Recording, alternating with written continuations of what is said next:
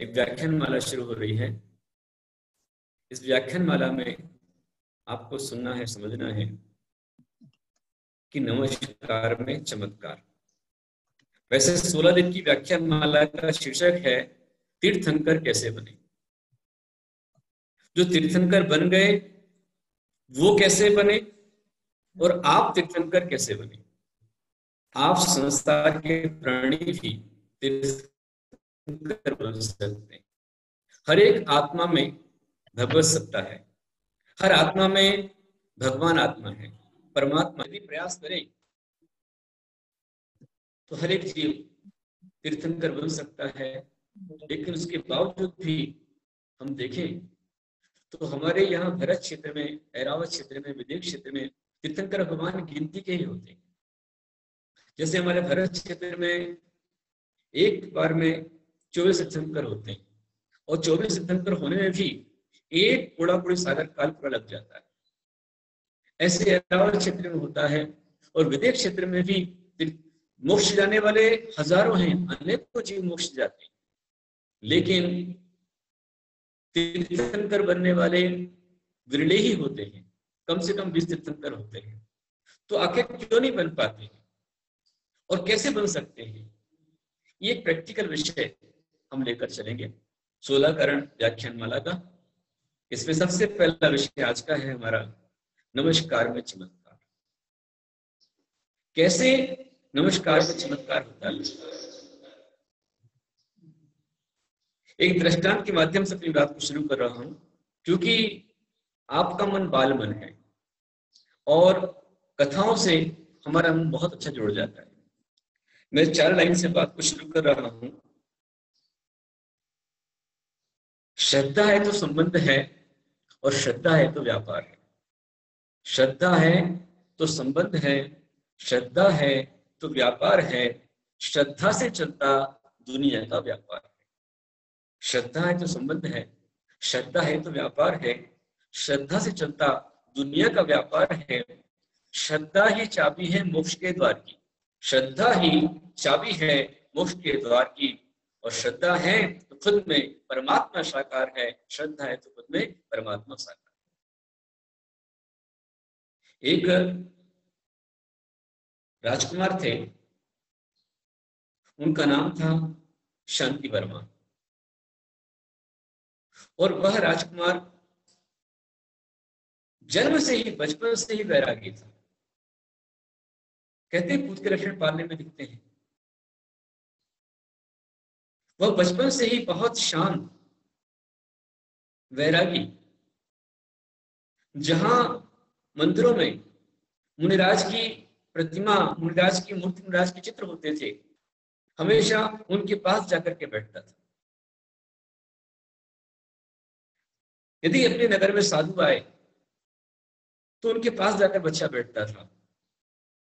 बचपन से ही वो बालक जब बोल नहीं पाता था, चलना सीख रहा था, उस समय से ही मुनिराज के पास जाकर बैठता था, जाकर उनकी पीछे उठाता था।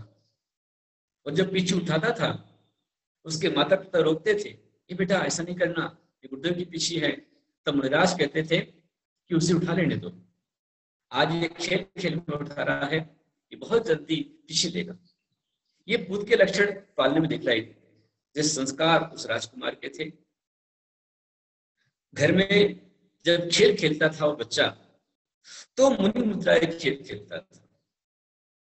कपड़े सारे निकाल करके, दिगंबर होकर के, और छोटी सी पीछी उसे मुनिराज से प्राप्त हुई थी, पीछे लेकर के वहां आहार चर्या को निकलता था। और बच्चा खेल खेल में अपने घर के अंदर में माँ से बोलता था, मुझे हाथ में आहार दे। ये संस्कार बचपन से उनके पढ़ते हैं और 8 वर्ष के मुहूर्त में उस बालक के मोदी बंधन संस्कार हुए। मोदी बंधन होते ही वह बालक गुरुकुल में चला गया। पहले हमारी संस्कृति में हर एक, चाहे गरीब हो, चाहे अमीर हो, राजा हो, रंक हो, हर एक को नियम से मौंजी बंधन किया जाता था, जिसे मैं आज कहता हूं भाग्योदय संस्कार। और मैं बड़े पैमाने पर कराता हूँ। 2004 से मेरा एक क्रम चल रहा है विशेष तौर पर। जब मैंने सांगली में एक प्रक्रम को देखा, उसके बाद मैंने औरंगाबाद में एक कार्यक्रम कराया 2010 में, उससे पहले 2008 में मैंने बाराबंकी में ये भव्य संस्कार कराया और 2008 में बाराबंकी में लगभग 350 बच्चे वहां भव्य संस्कार में थे। फिर 2010 में जब मैं औरंगाबाद में आया, अनंत नगर का पंच कल्याणक था, तब यहाँ पर भव्य संस्कार किया और लगभग 800 बच्चे भव्य संस्कार में शामिल हुए। उसके पश्चात फिर मैं 2011 में मैं बड़ौद पहुंचा, यूपी दिल्ली के अंदर बड़ौद में, और वहां मैंने जब संस्कार किया तो लगभग 2100 बच्चे संस्कार में शामिल हुए। उसमें सीए, आईएएस, आईपीएस, डॉक्टर्स आदि आदि जो बड़े बड़े लड़के थे, उसमें ये बस्सल जो मिंटी छोटा बच्चा है आज होस्ट कर रहा है, ये भी उस संस्कार के अंदर था। ऐसे 2100 बच्चे बड़ौद में संस्कार में थे और ये धारावाहिक फिर चलता गया। उसके बाद दोबारा जब मैं 2016 में औरंगाबाद में आया तो वापस 2100 बच्चों ने संस्कार कराया था। हम लोग रोहतक में रहे, दिल्ली में रहे, बड़ौद में रहे, चितरी राजस्थान में, जहां भी रहे, हर जगह हम बच्चों पर संस्कार करते हैं, उनका मुंडन कराते हैं और मुंडन करा करके उनके मस्तक पर स्वस्तिक बना करके उन पर जैनत्व के संस्कार करते हैं। हमारे बहुत सारे लोग, शिरीष जी पाटनी, शिवपाल जी पाटनी, कैलाश जी कासलीवाल, यहाँ से हमारे नीलेश अजमेरा परिवार, ये सब लोग जो देख रहे हैं, इन सबके मन में आ रहा है, जब मैंने रक्षाबंधन पर ये संस्कार किए थे, हमारे दिलीप जी वाठाने और नैना वाठाने, ये भी सब देख रहे हैं, तो ये लोग कहते हैं कि हमें ऐसा गुरु कोई क्यों नहीं मिला जिसने हमारे ऊपर संस्कार किए। आज के बच्चों का बहुत भाग्यवान। मैं जहां भी जाता हूँ नियम से बच्चों के संस्कार कराता ही कराता हूँ। तो वह राजकुमार, उसके भी संस्कार हुए, 8 वर्ष अंतर मुहूर्त में उसका मुंडन हुआ और उसने जनेऊ धारण कर लिया। जनेऊ धारण करते ही वो बच्चा अपने माता पिता के यहाँ से सीधा गुरुकुल में चला गया और गुरुकुल में जाकर के संस्कार पाए, शिक्षा पाई, और ऐसे संस्कार उस बच्चे ने प्राप्त किए कि जब पूरी शिक्षा प्राप्त कर ली, बड़ा हो गया, तो बड़ा होने के पश्चात वह जब घर पर आया, गुरुकुल से पढ़कर के आया, तो घर की व्यवस्था में उसका मन नहीं लगा। जो बच्चा बचपन से गुरु के संस्कार प्राप्त कर लेता है, गुरु के उपदेश को, गुरु की वाणी को पा लेता है, बचपन शास्त्रों को पढ़ता है, उसके परिणाम बचपन से ही आगे बढ़ने के हो जाते हैं, बिरले जीवन होते। मान भवो उस जीव ने, उस राजकुमार ने घर पर आने के बाद उसका मन नहीं लगा तो उसने माता पिता से आज्ञा लेकर के दीक्षा ग्रहण कर ली। राजकुमार शांति वर्मा उनका नाम था। बहुत छोटी उम्र में, मात्र 17-18 साल की उम्र के अंदर में उन्होंने दीक्षा ग्रहण कर ली और उनका नाम उनके गुरु ने उस समय रखा मुनि श्री समंतभद्र। वे समंतभद्र मुनि अपने गुरु के सानिध्य में मुनि बनकर के, दीक्षा लेकर के बहुत कठोर साधना कर रहे थे। आप लोग सब जानते हैं कि मुनि की साधना, दिगंबर जैन साधु की साधना बहुत कठिन साधना है। हमारे बड़े बड़े बुजुर्ग लोग कहते हैं कि नुकीली कीलों पर जंप लगाना सरल है, कांच की किरचों पर नाचना सरल है, और अपने तन का बैलेंस बना करके रस्सी पर चलना सरल है, पर अपनी मन और इंद्रिय को वश में करके दिगंबर साधु बनना उससे कई गुना कठिन है, कई गुना कठिन। इस कारण से आज सारे संसार में कोई भी धर्म हो, हर एक धर्म यह स्वीकार करता है कि पंचम काल में सबसे कठिन साधना है तो दिगंबर साधु की साधना। इसलिए कहा जाता है कि संत ना मिले तो खोज लिए जाते हैं, संत ना मिले तो खोज लिए जाते हैं, श्रद्धा से चरण पूज लिए जाते हैं। वंदना करो इन तपस्वियों की, वंदना करो इन तपस्वियों की जो कलिकाल में दिगंबर वेश को अपनाते हैं, जो कलिकाल में दिगंबर वेश को अपनाते हैं। इसलिए आचार्य कुंद भगवान जो पंचम काल के वरिष्ठ आचार्यों में हुए, पुराने आचार्य में हुए, उन कुंद आचार्य भगवान ने अपने ग्रंथ में लिख दिया कि मेरे बाद जो पंचम काल में होने वाले दिगंबर जैन मुनि हैं, मैं उन मुनि को मन से, वचन से, काय से प्रणाम करता हूं, क्योंकि पंचम काल में आगे प्रतिकूलताएं बढ़ने वाली है। शरीर की प्रतिकूलताएं, मौसम की प्रतिकूलताएं, वातावरण की प्रतिकूलताएं, खाने पीने की प्रतिकूलताएं, ये सारी प्रतिकूलताएं बढ़ती जा रही हैं और शरीर की शक्ति घटती जा रही है। वैराग्य घटता जा रहा है, ज्ञान घटता जा रहा है। देखिए आप कैसी महामारी अभी आ गई, ये कोरोना महामारी, भयानक व्याधि कि जिसमें आदमी कोने कोने में हो गया है, घर में भी शंका से जीता है। यदि बाहर से अचानक कोई अपना अभिन्न मित्र भी आ जाए तो पहले आने पर हमारे दिल खुल जाते थे, चेहरे खिल जाते थे, लेकिन अभी कोई आता है तो एकदम टेंशन आ जाती है कि कोई बम आ गया है, इंसानी अणु बम आ गया है, ऐसा लगता है। और मेरा आप सबसे कहना है कि आप सही महानुभाव जो मेरी बात सुन रहे हैं, समझ रहे हैं, अपने नगर में साधु भी हों तो भी हम उन साधु की सुरक्षा करें, दूरी बनाकर रखें। मेरे ऊपर मेरे गुरु आचार्य श्री गुरु सागर जी गुरुदेव और आचार्य श्री करण नंदी गुरुदेव दोनों को आदेश आया है कि बेटा संघ की सुरक्षा करना, संघ में साधु कुछ होना नहीं चाहिए। इसलिए मेरा आप सबसे आह्वान है, इसलिए ऑनलाइन आपको प्रवचन देना शुरू किया है। महासभा का एक बहुत अच्छा उपक्रम है, समाज के लिए उत्थान के लिए, समाज के कल्याण के लिए एक अच्छा सराहनीय कदम महासभा के माध्यम से उठाया जा रहा है। पारस जी लोहाड़े युवा महासभा के एक अच्छे कार्यकर्ता जो एक महासभा को बहुत ऊंचाई पर लेकर चल रहे हैं। जमुनालाल जी हपावत बहुत अच्छे तरह से महासभा को ऊंचाई पर लेकर जा रहे हैं। और निर्मल कुमार जी सेठी बहुत अच्छे कर्मठ अध्यक्ष जो बहुत लंबे समय से इस काम कर रहे हैं। इनकी बदौलत आज घर घर में जन धर्म पहुंच रहा है। तो मेरा आप सबसे कहना है कि आप जो भी दर्शन करना चाहते हैं, प्रवचन सुनना चाहते हैं, अभिषेक भक्ति करना चाहते हैं, अपने घर से ही करें। हमारे संजय पापड़ीवाल जी बहुत ही अच्छी मेहनत परिश्रम कर रहे हैं इसको उठाने के लिए। तो मेरा आप सबसे कहना है कि आप सही महानुभाव घर पर रहकर ही धर्म की आराधना साधना करें।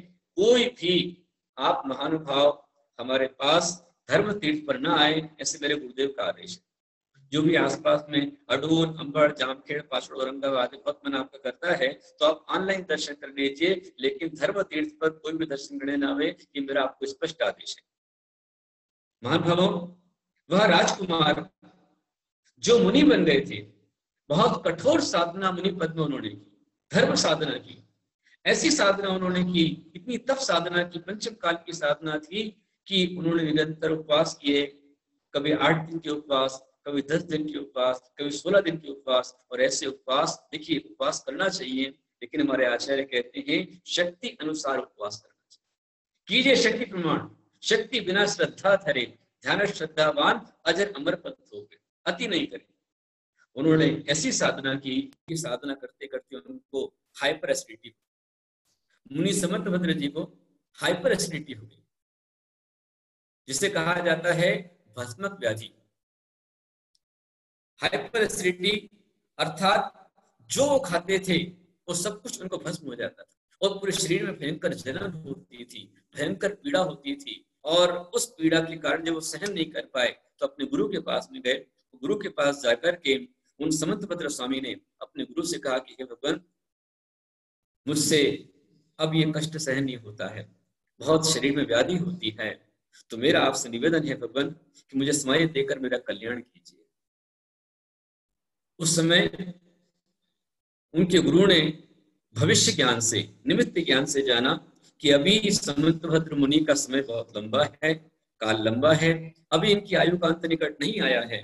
इसलिए उनके गुरु ने कहा कि नहीं, आप मुनि पद छोड़िए और मुनि पद छोड़ करके आप अभी अपने रोग का प्रतिकार कीजिए, आपका रोग ठीक हो सकता है और आपके द्वारा बहुत बड़ी प्रभावना होनी है, इसलिए समाधि का समय आपका नहीं आया। देखो, गुरु भविष्यवेत्ता होते हैं, दूरदृष्टा होते हैं, वो जानते हैं कि समाधि का समय कब है, ये निमित्त ज्ञान से पता चल जाता है।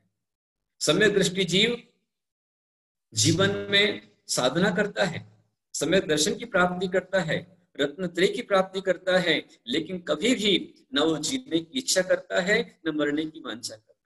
यदि हम सोचते हैं कि बहुत जीऊं तो ये समाधि के अतिचार है, सलीखना के अतिचार है, मैं आज ही मर जाऊं ये भावना करते हैं तो आत्महत्या करना महापाप। गुरु ने बताया तो गुरु आज्ञा से समर्थभद्र स्वामी ने मुनि पद छोड़ दिया। लोग आलोचना टीका करते हैं, अरे उनका मुनि पद छूट गया, इसका ऐसा हो गया, वैसा हो गया। निंदा करने से कोई मतलब नहीं। जो साधु की निंदा करता है वो निंदा करके महान पाप का बंध करता है, ध्यान रख लेना।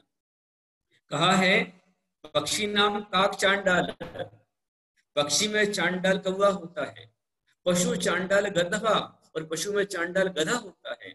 मुनि नाम कोप चांडाल, और मुनि यदि होकर के कोप करता है, गुस्सा करता है, मुनि आर्य का का यदि गुस्सा करते हैं, क्रोध करते हैं, तो वो चांडाल है। और सर्व चांडाल निंदका, जो निंदा करने वाला है वो इन सबका चांडालों का महाचांडाल है। पशु पक्षी से, कौवे से, गधे से, गुस्से से गया बीता है। इसलिए महान भवों निंदा कभी ना करें। निंदा करना महापाप है। यदि आपसे बनता है, आपको गलती दिखलाई देती है, किसी का दोष दिखलाई देता है, अपनी डायरी में आप नोट कर ले कि इस साधु ने ये गलती की, और संकल्प कर ले कि जब मैं साधु बनूंगा तो मैं ऐसी गलती कदापि नहीं। आप अच्छा बन के दिखलाइए, लेकिन दूसरे पर उंगली उठाने का प्रयास न करें। देखिए, यदि हम उंगली उठाते हैं, किसी को दोषारोपण करते हैं कि तूने ऐसा किया, इसने ऐसा किया, तो ये उंगली कहती है कि बेटा उसने तो एक गुना किया है, पर तेरे 3 भाग बताते हैं कि तू 3 गुना दोषी है। तूने अपना मन, वचन और काय तीनों को निंदा से दूषित कर लिया। इसलिए महान भावों, हम निंदा को छोड़े करना ही है तो अपनी आत्मा की निंदा करें, अपने अवगुणों की निंदा करें, अपने दोषों की निंदा करें, और दूसरे के सद्गुणों की प्रशंसा करें। दोषवादे च मुनि, गुण ग्रहण का भाव रहने दृष्टि न दोषों पर जावे। इस लाइन को आप आत्मसात कर लीजिए। जो पत्र पत्रिकाएं, जो लेखक आर्टिकल लिखने वाले, बड़े बड़े पत्र समाचार निकालते हैं, वीडियो के माध्यम से किसी किसी साधु के विषय में, कभी कोई अनादिकाल की कर्मवशात, किसी की कर्म से उदय से, कहीं किसी के द्वारा कोई दोष गलती हो जाती है, और ऐसे साधु के विषय में जो उठा उठा करके टीका टिप्पणी करते हैं, आलोचना करते हैं, दोषारोपण करते हैं, वो अपने ही संसार को बढ़ा रहे हैं, अपने ही धर्म का नाश कर रहे हैं, अपने ही संगत की हानि कर रहे हैं।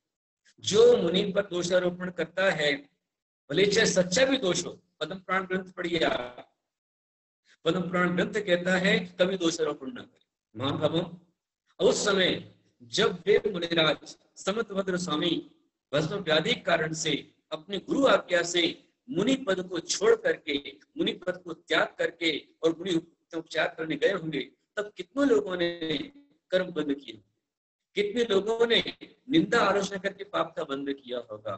और वो तो निंदा करते रहे, और वे गुरु आज्ञा पा करके अपनी गादी को दूर करने के लिए स्थानों पर गए।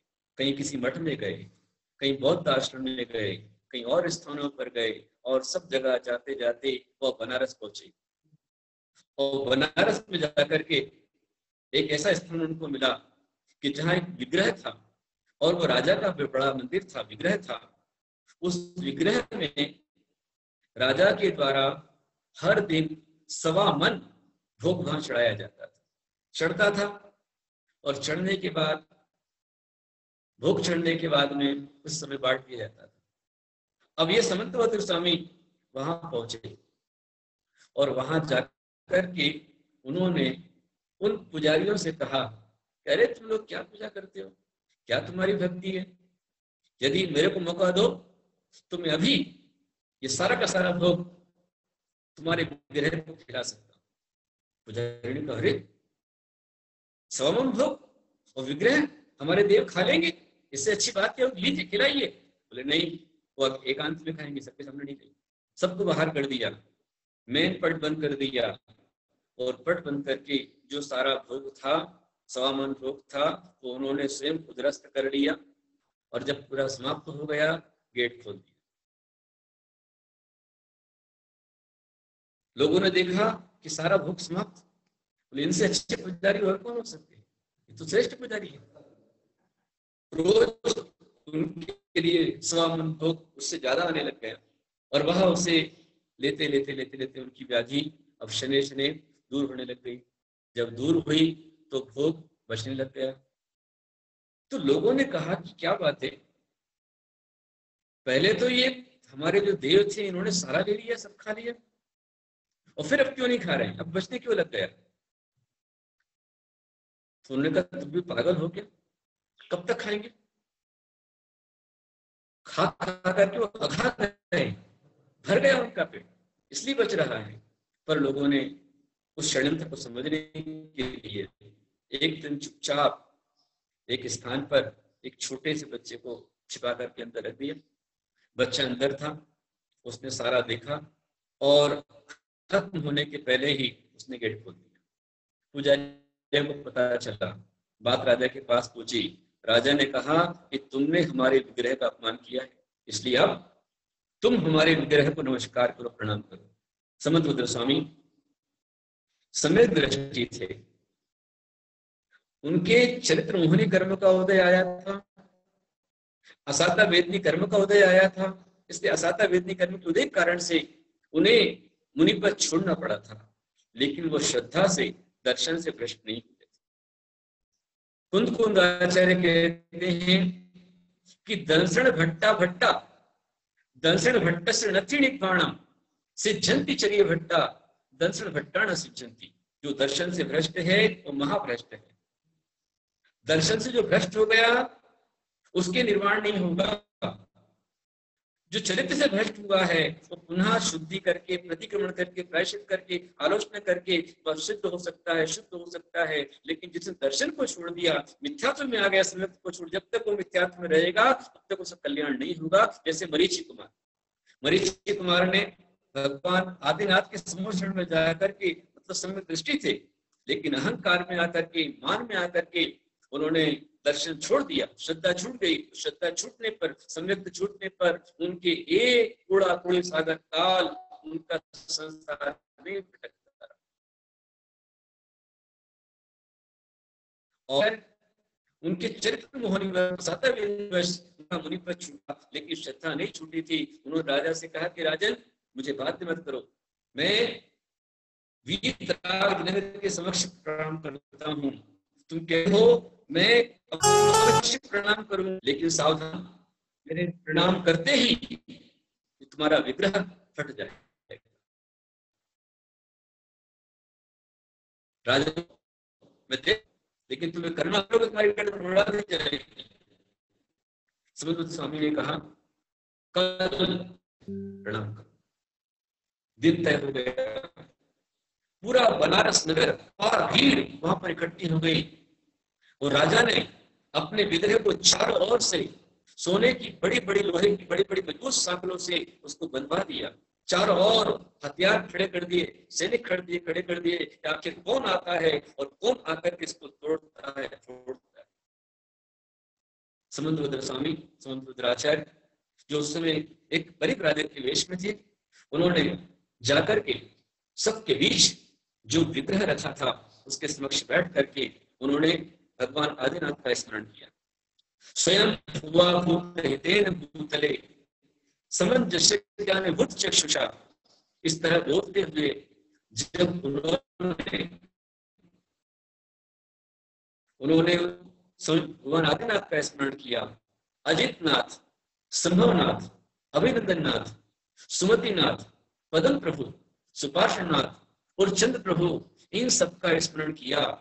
और जैसे ही चंद्र प्रभु का स्मरण किया, चंद्र प्रभु चंद्र मरीच गौरम चंद्रम द्वितीयम जगती कांतम वंदे वंदे महताम क्षेत्रम जिनम जतस्वांत कषाय बंधम।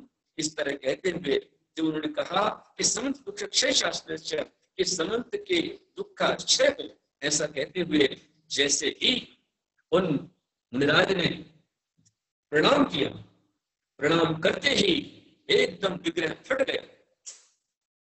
नमस्कार करते ही चमत्कार हो गया और विग्रह फट गया, उसमें से भगवान की प्रतिमा प्रकट हो गई। आज का विषय यही है, नमस्कार में चमत्कार। हम लोग चमत्कार के पीछे भाग रहे हैं, जहाँ चमत्कार होता है हम वहां नमस्कार करने जाते हैं, पर हमारे आचार्य कहते हैं कि नहीं, हमारी हर एक प्रतिमा में चमत्कार है, बस हमें उस श्रद्धा से नमस्कार करने की आवश्यकता है। तीर्थंकर कैसे बने, इसका पहला चरण आता है दर्शन विशुद्धि भावना, अर्थात हमारी श्रद्धा, हमारा विश्वास, हमारी भक्ति दृढ़ होनी चाहिए। किसके प्रति होनी चाहिए? जो भक्ति के योग्य हैं, श्रद्धा करने के योग्य हैं, ऐसे वीतरागी, सर्वज्ञ, हितोपदेशी जिनेंद्र भगवान के प्रति हमारी श्रद्धा होनी चाहिए, अंधश्रद्धा नहीं होनी चाहिए। ध्यान रखना, श्रद्धा से आपका कल्याण होता है और अंधश्रद्धा से आपका बेड़ा गर्क हो जाता है। अंधश्रद्धा से व्यक्ति फकीर बन जाता है। ध्यान रखें, हम विश्वास करें तो विश्वास पहले अपने ऊपर करें, हमारा अपने आप पर विश्वास होना चाहिए। विश्वास है तो जीवन में उल्लास है। आज यदि कोरोना महामारी से आपको बचना है तो आप अपने आत्मविश्वास पावर को बढ़ाइए, आत्मविश्वास को बढ़ाइए कि मुझे कुछ नहीं हो सकता। लेकिन यह ध्यान रखो, कोरोना, उस कोरोना से इतने मत डरो कि डर डर के तुम्हें कोरोना हो जाए, और इतने भी लापरवाह मत बनो कि तुम्हारी लापरवाही से कोरोना हो जाए। सावधान। मेरा आपसे कहना था कि विश्वास बढ़ाइए कि भगवान आत्मा, मुझे भगवत सत्ता है, मुझ में अनंत गणित शक्ति है और मुझे कुछ नहीं हो सकता। इसके लिए मैं प्रैक्टिकल रूप में आपको 10 लक्षण के 10 दिनों में ध्यान भी कराऊं, एक प्राणायाम, एक योगाभ्यास, एक ध्यान, कि हम कैसे अपनी आत्मशक्ति को बढ़ाएं, हम अपनी विल पावर कैसे बढ़ाएं। इसके लिए विशेष रूप से मैं आपके लिए बताऊंगा, आप समझिएगा इस विषय को।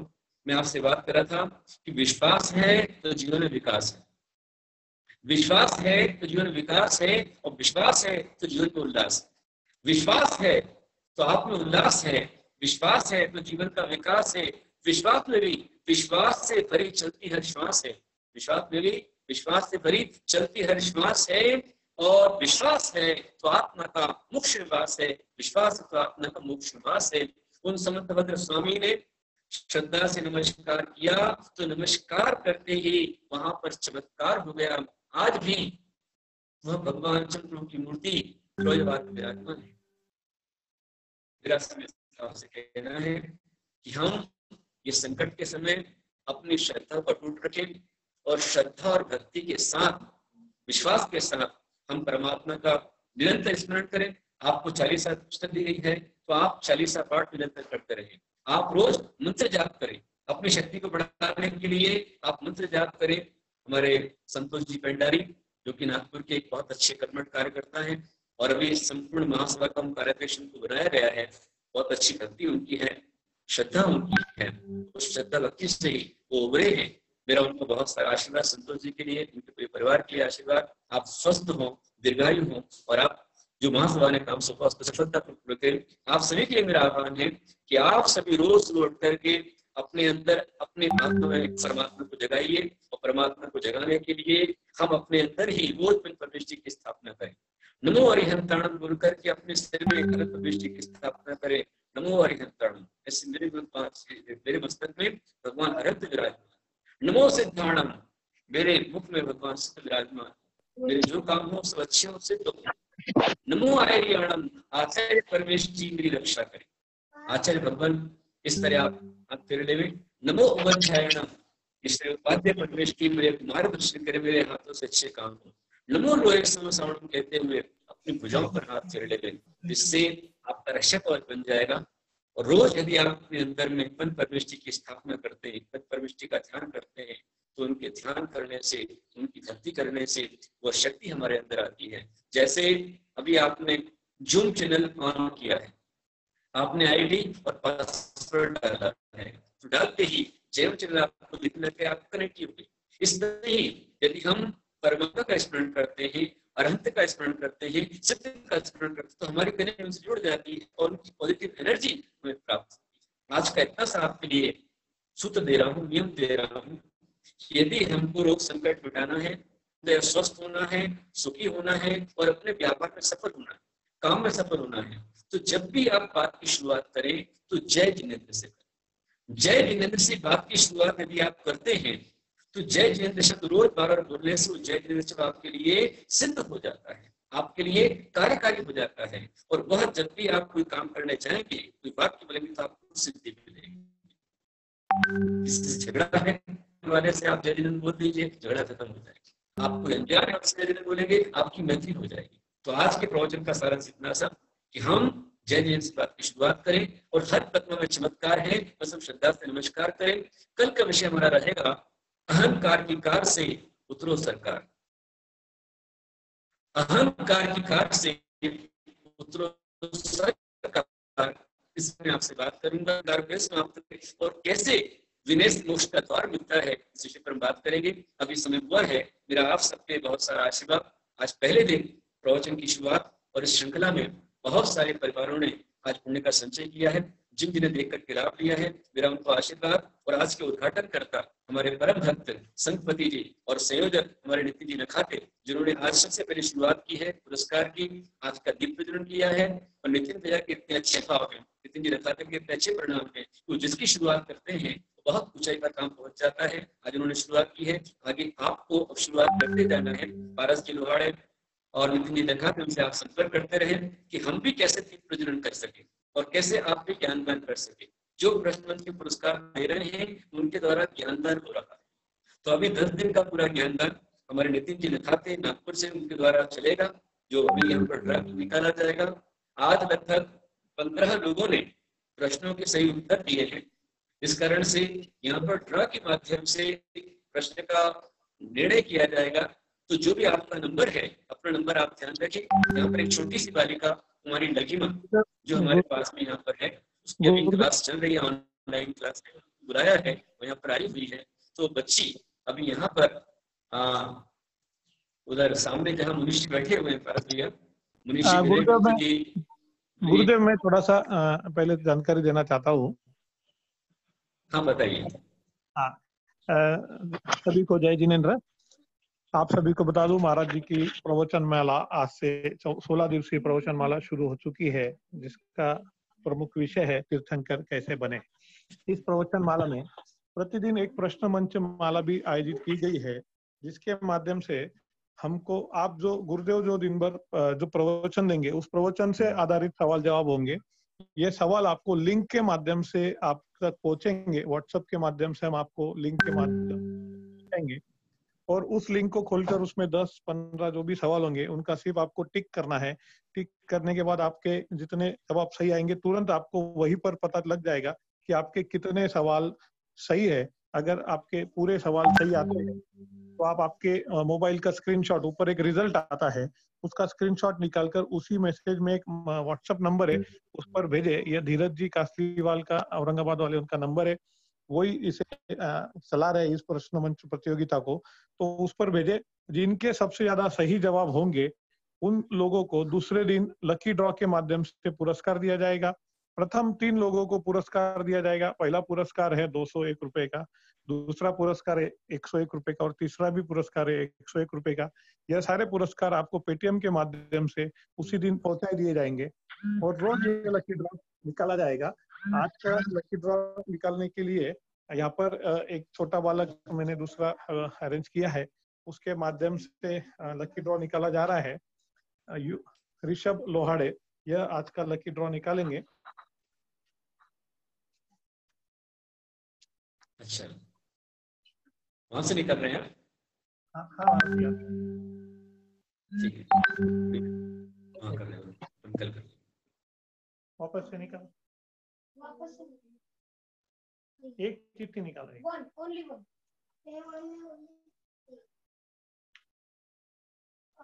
हाँ, खोलो उसको। मैं आप सभी को चिट्ठी उन्होंने निकाल ली है, 1 मिनट में। उससे पहले नंबर सुना देता हूँ कि किसके क्या क्या नंबर है, उसके बाद उसका पुरस्कार देंगे। सबसे पहला सही जवाब आया है सिद्धांत जैन दमोह, दूसरा श्रुवर्णा श्रावक जी पुणे, तीसरा विजय कन्हैया जैन पुणे, चौथा नयन वाटाने देवलगा राजा, पांचवा साक्षी खेड़कर, 6 नंबर पे रेखा निर्मल जैन बाराबाकी, 7 नंबर पे है दीपा पंकज जी छाबड़ा हड़को औरंगाबाद, 8 नंबर पे प्रेरणा जी महाजन नागपुर, 9 नंबर पे शीतल जी अजमेरा वासड़ी, 10 नंबर पे है कोमल जी अजमेरा वासड़ी, 11 नंबर पे है राखी वीरेंद्र जी लोहाड़े औरंगाबाद, 12 नंबर पे सरोज जी जैन दरियागंज दिल्ली, 13 नंबर पे है अव्यम जैन दिल्ली, 14 नंबर पे है नितिन जी छाबड़ा औरंगाबाद और 15 नंबर पे है संगीता जी सेठी औरंगाबाद। इन 15 लोगों के जवाब सही आए हैं तो जिसका भी अभी नंबर निकलेगा वह आज का विजेता होगा। आज के प्रथम विजेता का नंबर निकल चुका है और प्रथम विजेता का नंबर है 3 नंबर है कन्हैयालाल जैन पुणे, इनका प्रथम पुरस्कार निकला है। इसके बाद मैं और एक चिट्ठी निकालूंगा। द्वितीय पुरस्कार के लिए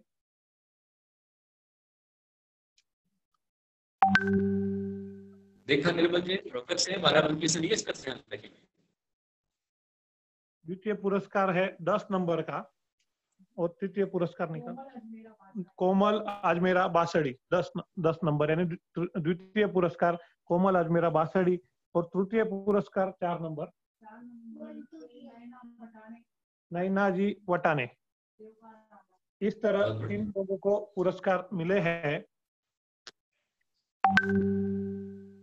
प्रथम पुरस्कार विजय कन्हैयालाल जैन पुणे, द्वितीय पुरस्कार कोमल अजमेरा वासड़ी और तृतीय पुरस्कार नैना जी वाटाने देवलगा राजा। सभी विजेताओं का बहुत बहुत अभिनंदन। इसी तरह आपको अभी थोड़ी देर में व्हाट्सएप के माध्यम से आज के सवालों की लिंक भेज दी जाएगी और यह लिंक के माध्यम से आप जवाब देकर कल इसी कार्यक्रम में उसका लकी ड्रॉ निकाला जाएगा। आप भी उसमें सहभागी बने और अपने सभी जान पहचान वालों को भी उसमें सहभागी होने के लिए कहे।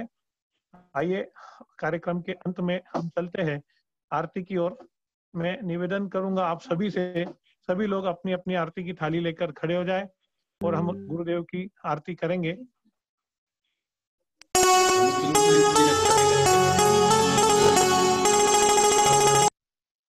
आज के आरती करता परिवार भी है श्री नितिन जी नखाते नागपुर, वह अपने यहाँ से आरती करेंगे। प्रतिदिन इसी तरह एक परिवार दीप प्रज्वलन करेगा और एक परिवार आरती करेगा। आज के दोनों इसका लाभ नितिन जी नखाते परिवार ने लिया है। साथ ही आज के जो प्रश्न मंच माला है, आज से लेके 10 दिन का जो सवाल जवाब के जो इनाम देना है, इसका भी लाभ श्री नितिन जी नखाते परिवार नागपुर ने लिया है। आइए हम चलते हैं गुरुदेव की आरती की ओर।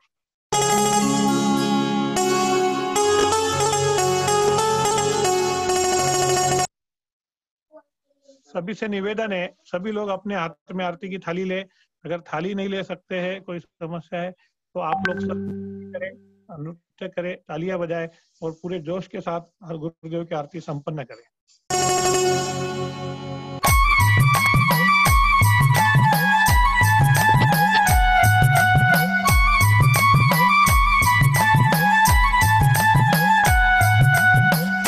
गुरु मम हृदय विराजो मुक्ति पाने आया।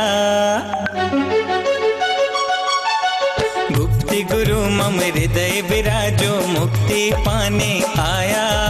स्वर्ण पात्र में रत्न दीप ले आरती करने आया। गुरुवर के चरणों में नमन, गुरुवर के चरणों में नमन, गुरुवर के चरणों में नमन, गुरुवर के चरणों में नमन। गुरु मम हृदय विराजो मुक्ति पाने आया। स्वर्ण पात्र में रत्न दीप ले आरती करने आया। गुरुवर के चरणों में नमन, गुरुवर के चरणों में नमन, गुरुवर के चरणों में नमन, गुरुवर के चरणों में नमन।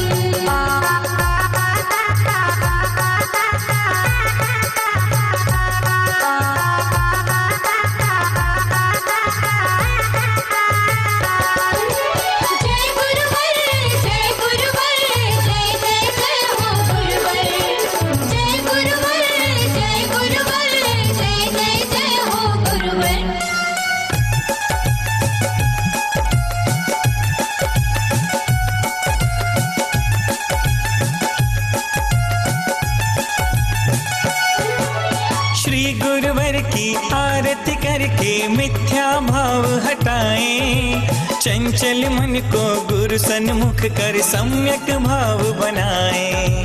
कोमल चंद के राज दुलारे, कोमल चंद्र के राज दुलारे, मातृवेणी के प्यारे। नगर भोपाल में जन्म हुआ था, सब जन मंगल गाए। गुरुवर के चरणों में नमन, गुरुवर के चरणों में नमन, गुरुवर के चरणों में नमन, गुरुवर के चरणों में नमन।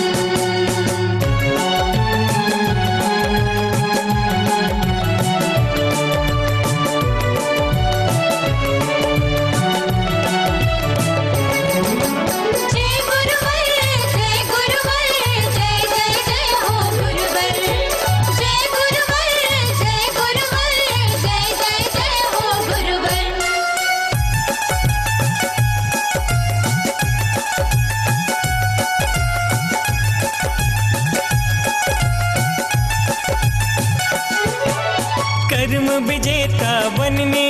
निकले 36 गुण के धारी, संयम पथ पर चलकर उनने छोड़ी माया सारी।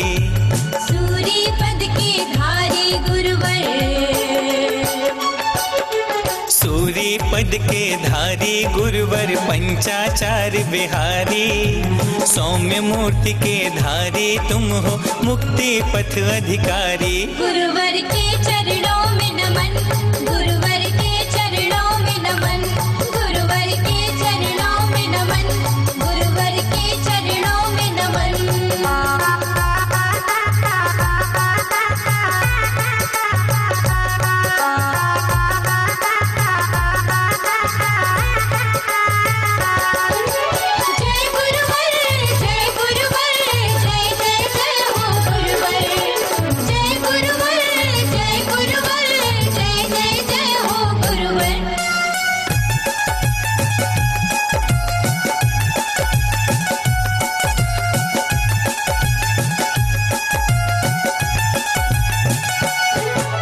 झांझर ढपली ढोल बजाकर गुरु की भक्ति गाऊं, भक्ति भाव से नृत्य रचाकर अतिशय पुण्य कमाऊं। गुरु की शरणा पाकर मैंने, गुरु की शरणा पाकर मैंने संयम पथ अपनाया, गुप्ति गुरु के गुण गाने को सुयश शरण में आया। गुरुवर के चरणों में नमन, गुरुवर के चरणों में नमन, गुरुवर के चरणों में नमन, गुरुवर के चरणों में नमन। गुप्ति गुरु मम हृदय विराजो मुक्ति पाने आया, स्वर्ण पात्र में रत्न दीप ले आरती करने आया। गुरुवर के चरणों में नमन, गुरुवर के चरणों में नमन, गुरुवर के चरणों में नमन, ऋषिवर के चरणों में नमन, गुरुवर के चरणों में नमन, ऋषिवर के चरणों में नमन, गुरुवर के चरणों में नमन, ऋषिवर के चरणों में नमन, गुरुवर के चरणों में नमन, ऋषिवर के चरणों में नमन।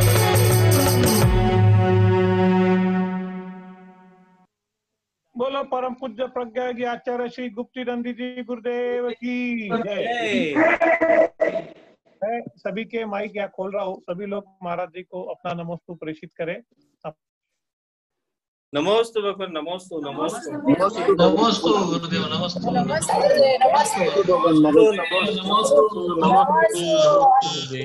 आचार्य श्री भगवान नमस्ते, नमोस्तु गुरुदेव, नमोस्तु नमोस्तु नमोस्तु नमस्ते गुरुदेव,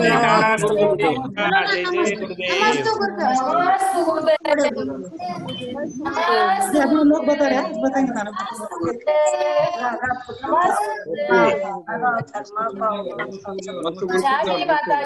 प्रवचन चालू करे आज से, म्हणजे 16 दिन अभी आज से 16 दिन चालू है ना।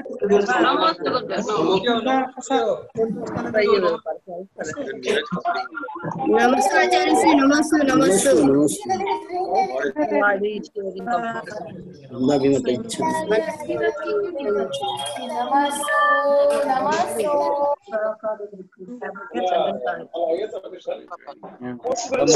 बहुत अच्छी लगी गुरुदेव।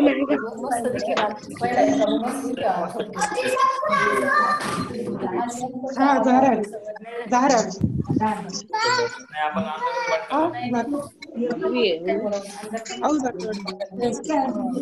नहीं अभी पानी ले रहा हूँ क्या नहीं 10 बजे जाऊँ नोड़ 2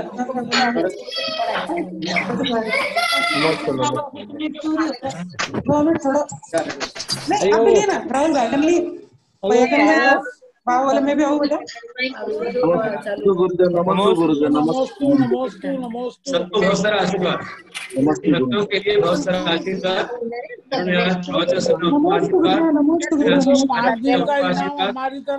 सबको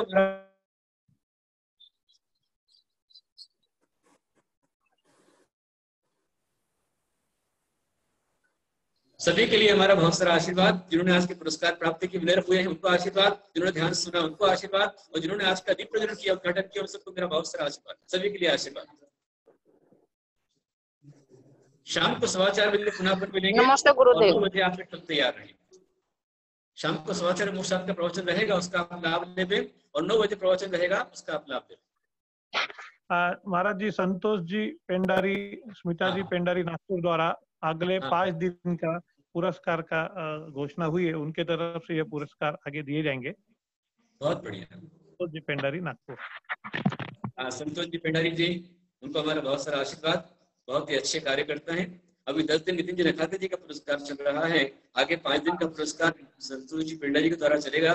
संतोष भैया को हमारा बहुत, उनको दिखाइए संतोष जी को सामने, संतोष पेंडारी जी को। वो निकल गए, कोई बात नहीं, ठीक है। हाँ, आशीर्वाद, ठीक है। बोलो ऐसा धर्म की जय। आज हम यही समाप्त करते हैं। मिलेंगे कल सुबह 9 बजे तीर्थंकर कैसे बने। जय जिनेंद्र।